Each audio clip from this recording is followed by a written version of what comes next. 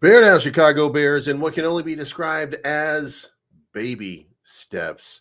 Caleb Williams is undergoing a little bit of growing pains in his handling of the offense. We've got a few pieces of information that we're going to break down here because it's starting to look a little bit.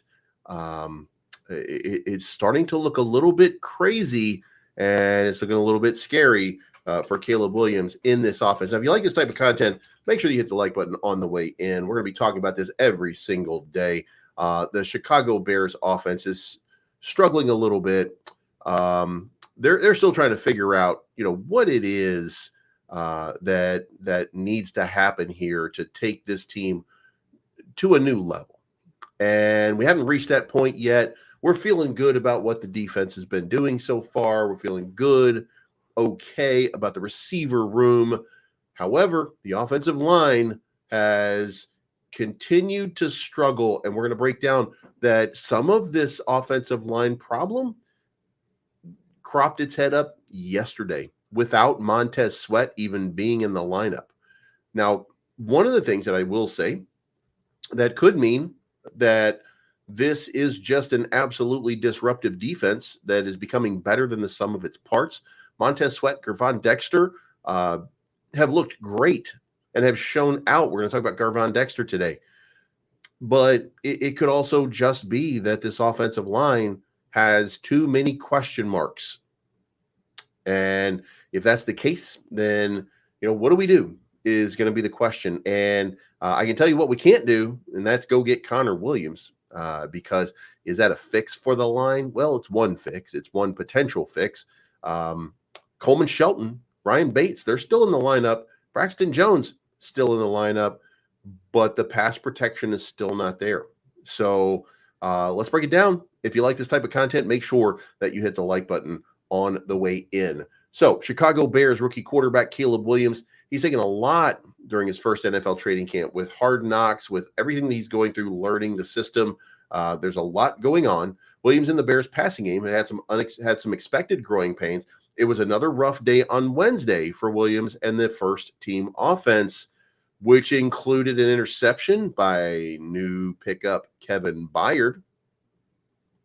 And that came with the rest of the secondary all on the sidelines. So offensive coordinator Shane Waldron said that he likes how Williams has so far handled the frustration. And there is some situation here that maybe, just maybe, they may not play him that much, starting to think that with the offensive line being in distress, which it potentially is. With it being in distress, what are they going to do with Caleb Williams on Saturday? Well, we're going to talk about that too. So the offense is still looking for answers in the passing games. It's been 32 days since training camp has started. There's been a lot of time and no time at all for the Bears offense that continues to struggle during team drills and practice. Wednesday's padded affair at Hallis Hall might have been the low point of training camp for Caleb Williams and the first team offense, facing a Bears defense without defensive end Montez Sweat, defensive tackle Andrew Billings, cornerback Kyler Gordon, Tyreek Stevenson, and safety Jaquan Brisker. The Bears offense barely moved the ball in multiple team periods. Williams and the offense spun their wheels all day as a defensive line without Sweat and Billings got constant pressure against an offensive line that started the day without Nate Davis and lost Darnell Wright on the first snap again. The offense finished the day with a thud during a 2-minute drill that never even got off the ground. Williams and company started on their own 45 with 1:10 left in the game, tied at 0. Defensive tackle Gervon Dexter blew through the line on the first play. Great sign, but a bad sign for the offense. But Williams evaded the pressure and scrambled out of the pocket to the right for gain of 3 yards. The Bears defense dialed up a blitz on second down that derailed the drill for the offense. Kevin Byard came unblocked up the middle, and Williams immediately flung the ball deep downfield and out of bounds. Since Williams never had the opportunity to move outside the tackle box and there was no eligible receiver in the area, Williams was flagged for intentional grounding to set up 3rd and 16. At that moment, the Chicago Bears offense doesn't have a play for 3rd and 16, and defensive end DeMarcus Walker quickly ripped past the line and sacked Williams to end the drill. Walker screamed and slammed his helmet down after the sack. excited and celebrating. So we're seeing a lot of good stuff. You know what I mean? On from the defense. The defense is starting to look the part, guys. If this is a disruptive force, if this defense is really coming together and coalescing. And by the way, we're going to be playing some tough defenses all season long. So the fact that we've got a good defense that they're practicing against is helping the team, I'm sure, progress a little bit quicker than they normally would have with a horrible defense. But still gives you cause for concern that this offensive line is holding up. On the day, Williams completed just 2 passes during 11-on-11 work. The Bears offense had some decent gains on the ground game, but the passing attack is rickety, disjointed, and has been unable to get the downfield attack going. Williams took a few shots downfield, but they were all thrown into tight coverage and felt incomplete. Despite the passing game struggles over the last handful of practices, the Bears are confident that Williams will be ready to go in 32 days. The growth is there and everything will start to click soon. That's what they're saying right now, that everything's going to start clicking. Shane Waldron made this comment. He says, I think for us, when we watch him go through his reads and his progressions right there, I think going to where the ball should go is happening way more times than not. And some of the things that haven't worked out have been just from a near miss or here or there angle. It's feeling that way right now, but he's got it. On to the next one, but he's got it and he's moving on to the next one. But he has been doing a good job reading with his feet, sticking within progression, recognizing coverage structures. So seeing all of those things is what gives you real confidence moving forward. He makes 2 or 3. He makes this is from passing game coordinator Thomas Brown, which was brought in. He says he makes 2 or 3 throws every day that's better than most rookie quarterbacks you've been around.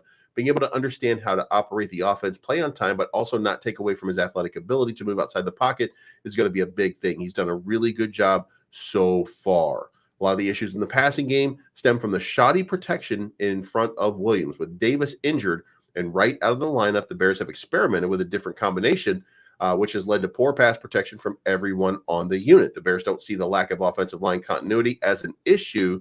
They believe the competition is beneficial to improving the strength and the high level of communication, allows them to continue to operate the offense at a high level without a number of starters. So a lot of concern about what's happening, but not ongoing concern. The Bears seem to be feeling confident that the offensive line will coalesce. However, should be pointed out that that's not a guarantee. We saw this last season. We had moments going into preseason last season where we felt really good about what was going on, that we felt like, maybe these things were starting to coalesce and come together, and we did not see it. Now, it is me constantly saying that I think that, Justin Fields did no favors to us by taking so much time to throw the ball. 3.43 seconds is a long time in the backfield. And that was the longest by far. Second place was 3.17. So a full quarter second more to throw the ball from Justin Fields than anybody else in the league. That is a horrible number. And by the way, 3.17 it was one of the worst players in the league. So there's a lot of concern. However, this was the worst. So without Montez Sweat, without Andrew Billings, without Tyreek Stevenson, without all of these guys out there playing, they're still getting pressure. And by the way, the man, I keep telling you, he's the man, DeMarcus Walker got himself a sack in the preseason. Now, what does Chicago Bears do? And by the way, I'm going to tell you something that I think there is something coming. Now, we're going to check this out at the end, but I'm going to tell you a little secret about something that happened in the last couple of days, and it's going to be great for the Chicago Bears. So stick around. Make sure you hit the like button on your way in. I'm going to move this kind of quickly here because I really want to get to that. So yesterday, we got another update that the Chicago Bears revamped receiver room gets praised as one of the NFL's best. Bleacher Report ranking on the NFL's best receiver trios placed the Bears, DJ Moore, Keenan Allen, and Rome Odunze second overall to the Texans, Stephon Diggs, Nico Collins, and Tank Dell. Now, we just beat the Texans, so it's second team, by the way. We didn't play any good guys. But in time, though, Bleacher says that this group is probably going to be the gold standard for the NFL. Moore last season had 96 catches for 1,364 yards and 8 touchdowns. Keenan Allen had 108 catches for 1,243 yards and 7 touchdowns. And then Rome Odunze in college, 92 catches, 1,640 yards, 13 touchdowns. You can't help but laugh when you start to see these stats. You start to see how this team breaks out. But here's the thing. This is probably the most talented receiving staff we've ever had. And that would include, it's certainly the most talented since Brandon Marshall and Alshon Jeffrey were out there. And what was the other guy's name? God damn it. Earl Bennett, I think his name was. That's been the best. This is definitely the best room that we've had since then. And don't forget, Tyler Scott has been playing marvelously. And Colin Johnson had a breakout performance in that first preseason game. Be interesting to see what happens right there. Another guy who is really reaping the benefits right now. Guys, I can't tell you how excited I am. Gervon Dexter is now showing signs of being a disruptive force.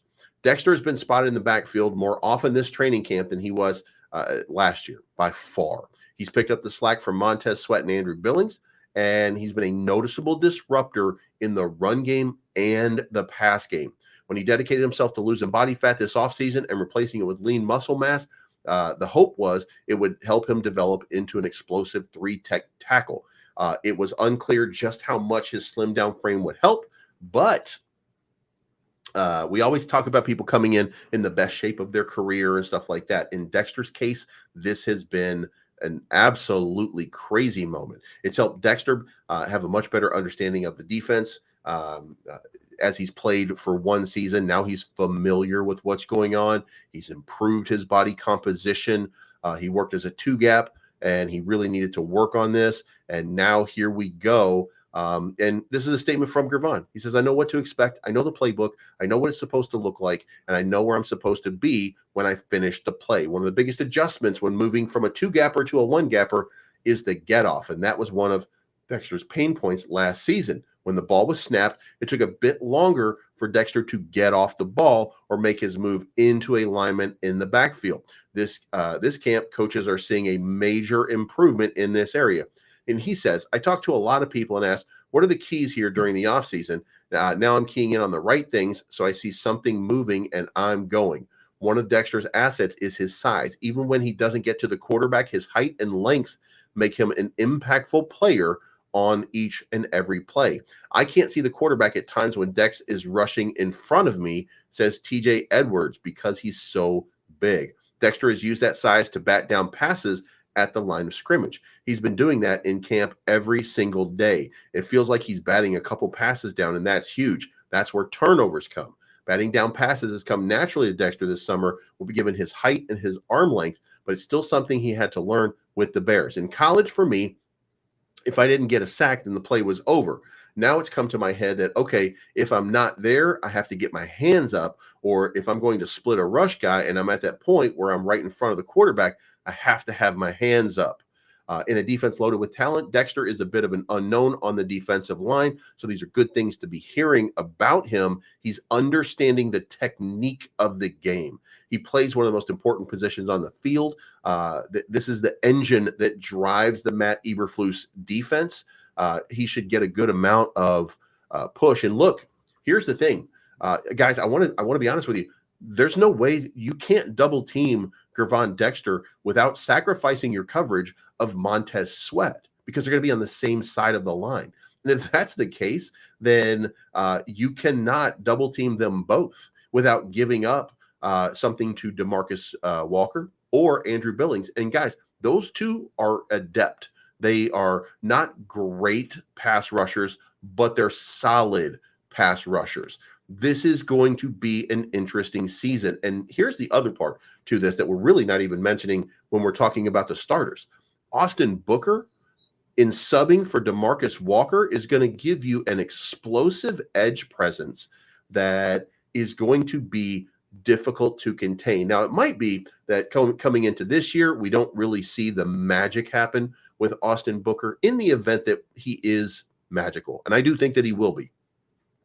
But in the event that we don't see it right now, we'll start to see progress, and we'll start to see him getting better as the season progresses. But here's the thing.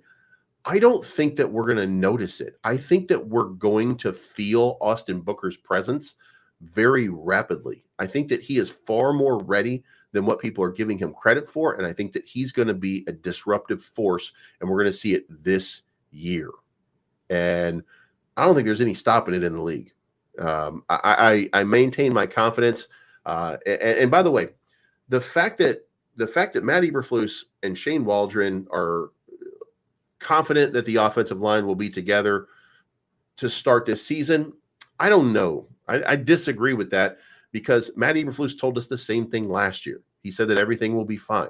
Also, there's been some rumors that Matt Eberflus and Shane Waldron are now trying to second guess whether or not Caleb Williams should play the first quarter in the second preseason game, that maybe they would only give him a few snaps because of the offensive line being in such poor shape.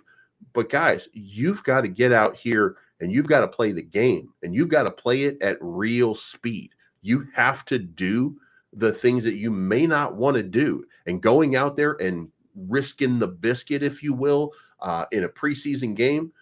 Look, everybody else is going to be out there. Caleb Williams, no exception. And here's the thing. I know he wants to be out there. I get a sense of that he wants to be out there playing the game. He wants to be in every play.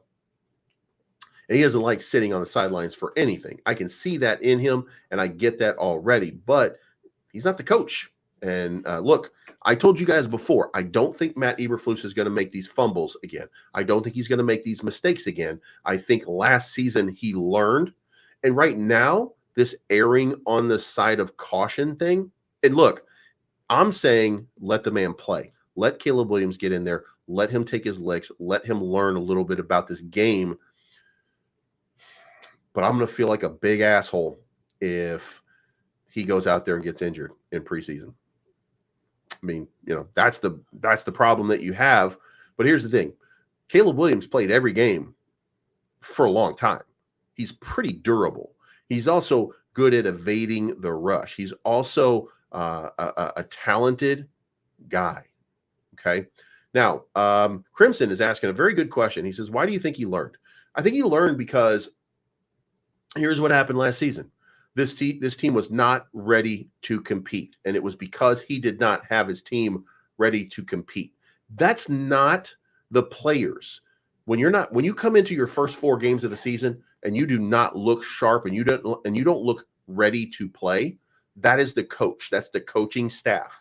That is them not preparing you for this game. Now look, there's some responsibility that each player has to be ready, but they need to have the practice.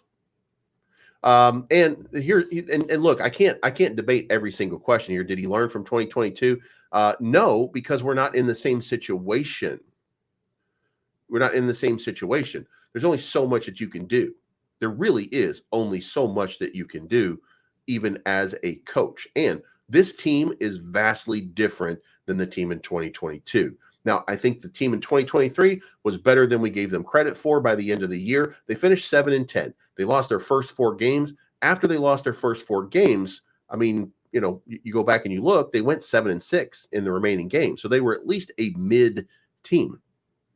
Then when you start to break down, if you just beat Green Bay, or not Green Bay, if you just beat Denver, if you just beat a couple different teams, if you just beat Minnesota, suddenly you're 9-8, and now you look like a potential playoff contender. If you find a way to catch Robert Tonyan, Darnell Mooney, catch a goddamn ball that's being thrown to you by Justin Fields under pressure, and he's making the throws, and you drop the balls against Cleveland, those 3 wins right there, that's a 10-7 team. Suddenly we're looking at a team that's playoff bound, and it changes dynamically what happened. But because they weren't ready, because they weren't prepared, this team took a while to get going. If they do that again, the season's going to be screwed.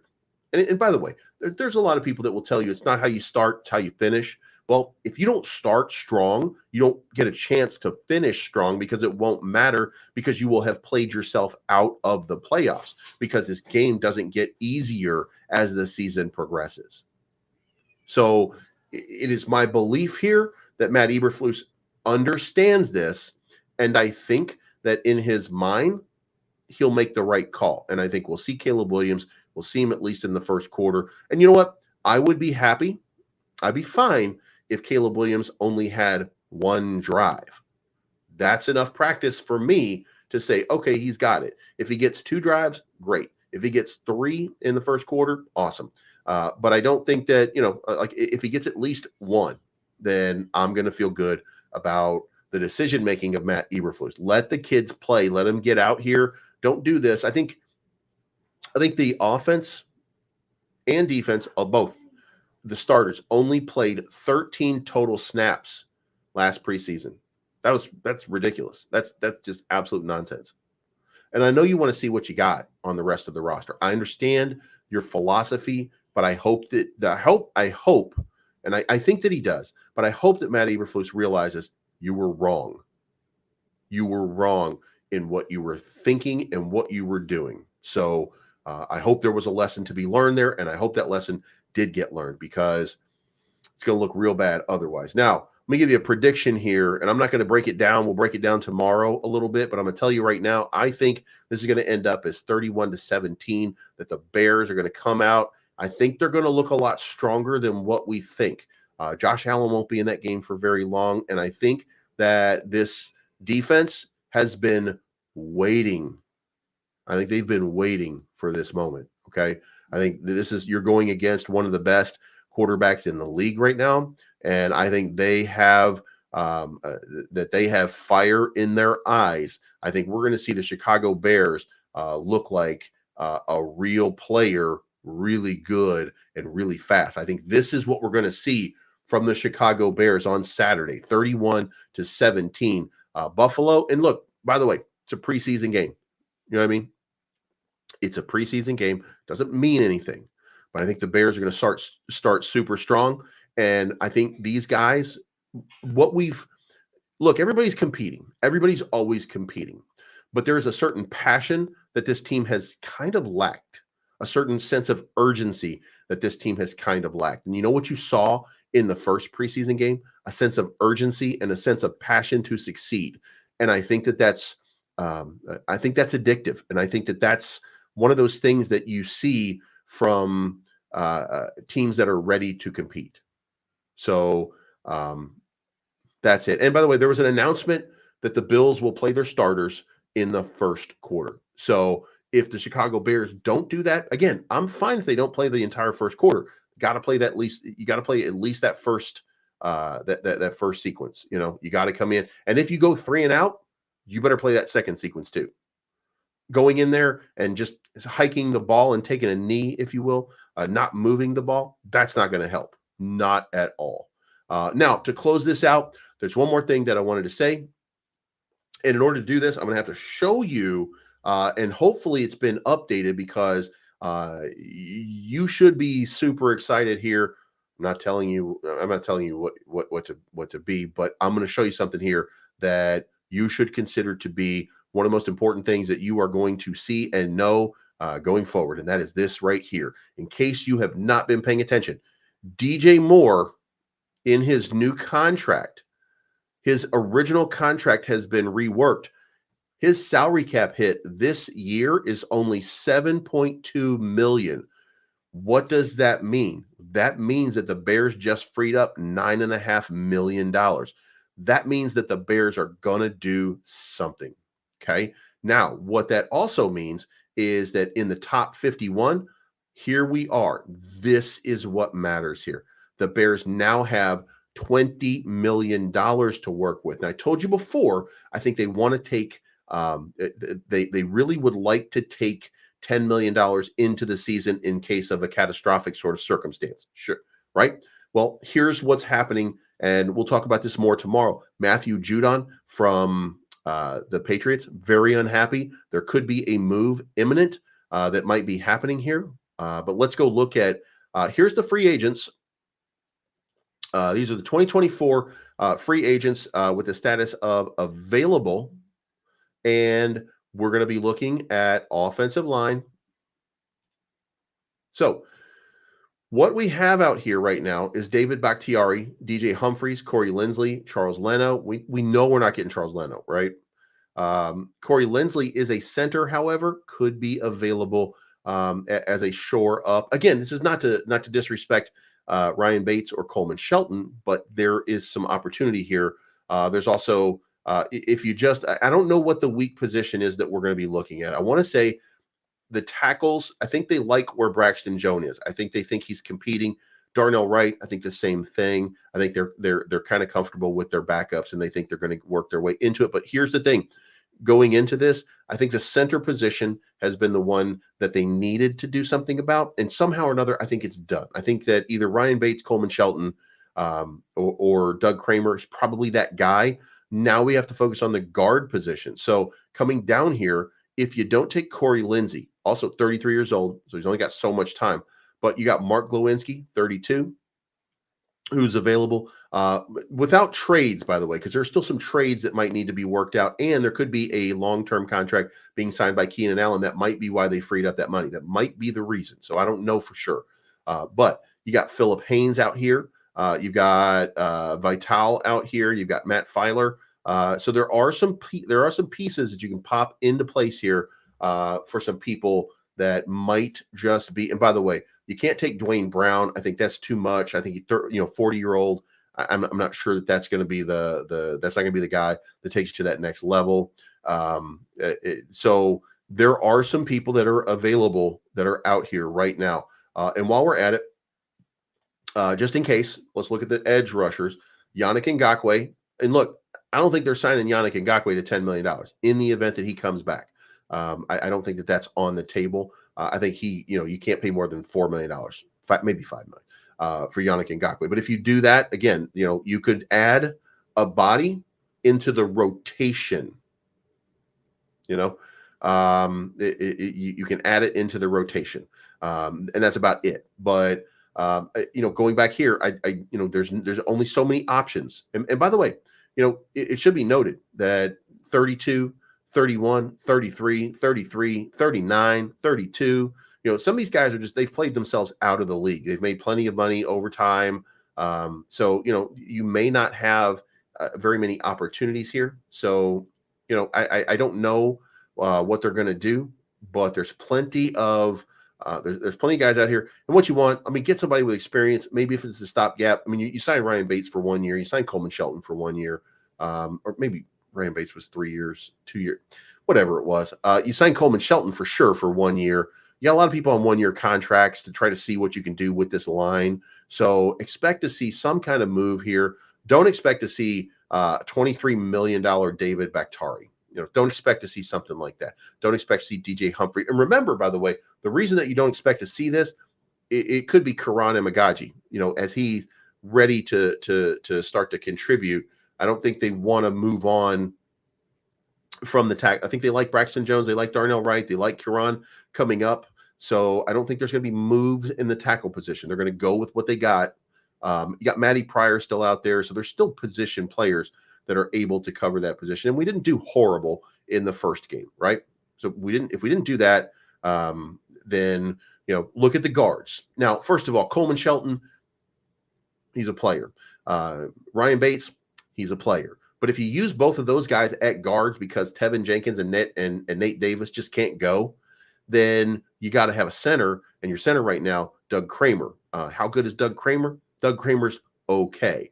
Now, am I comfortable with that part of the line going in? Yes. The place where I think that the comfort level is going to get real bad is going to be those tackles. So we'll see what happens over the next little while. But guys, again, I think I'm going to stick with 13-4. I don't think that I'm not pushing the panic button here. Even if I push the panic button, by the way, I'm going to go from 13-4 season to 11-6. You know what I mean? So look, I think that this team is going to shock a lot of people. I don't think that they're going to win a Super Bowl. I'm not, I don't think that they're going to pull a 49ers. I don't think they're going to just run their way to a Super Bowl. I don't think that's on the table. And I want to say this. Last year, what I told you guys at the beginning of the season was, number one, the Bears are going to get better as the season goes on. And by the time we get to the end of the season, they're going to look like a good team. And that played out. I did not know they were going to look as bad as they did at the beginning of the season. I did think that there was some opportunity here for the Bears to make the playoffs. And you can go back and you can look at their record and see, 5 games decided within a touchdown. If they had just won those games, this is a 12-5 team that you're looking at. And you're like, why are we getting rid of Justin Fields? You know what I mean? Like, you would be looking, the dynamic of this team would have changed dramatically if you had actually won those close games. So, there's some things that the Bears are going to have to put together early in the season. I hope we look really good as the season gets started. Then the next question is, what happens after that? That's the next big question. The team is going to get better as this season progresses. That's what's about to happen. You're about to see a team grow and mature. You're about to see a good team grow into potentially a great team by the end of this season. Again, I don't think that qualifies for Super Bowl, but I think that we're going to see a real good team by the end of this year. Let me know what you think in the comments down below. Make sure that you hit that like button on the way. It helps me out tremendously. Push me up in the algorithm, if you will. Will they get healthier? Health will be, look, I think here's the thing. I don't think that the health of Tevin Jenkins or Nate Davis is as paramount. It is important, but it's not as paramount when you have workhorses like Coleman Shelton and Ryan Bates. I think that it becomes a little bit less paramount that these guys perform. And we should also remember Tevin Jenkins now wants to play. He wants a new contract. Is he worth a new contract? I mean, that's the question that I think that's the fairest question that we should all be asking right now. Is he worth that new contract? And they're going to make him play for it. They're going to make him play for it. And, right now he's being paid $2.668 million. So, there we go. Larry Borom, by the way, Larry Borom is okay. I mean, he was bad. He was bad. Maybe he gets better. You know what I mean? Like, maybe he gets better. His contract is up. Let's see, Tevin Jenkins and Larry Borom, they're both up in 2025. So they're going to be free agents after this. So, we could end up seeing both of those guys being gone from this team in short order and freeing up something for a much better, you know what I mean? For a much better opportunity. But guys, look, I don't want to get ahead of it. I know there's a lot of things out here that are not clicking exactly right. I'm not hitting panic because we still see the greatness that's coming from Caleb Williams. We see it every single day, even if we're not seeing the passes being completed the way we want. Even if we're not seeing all the little pieces that are in place that could take us to that new level.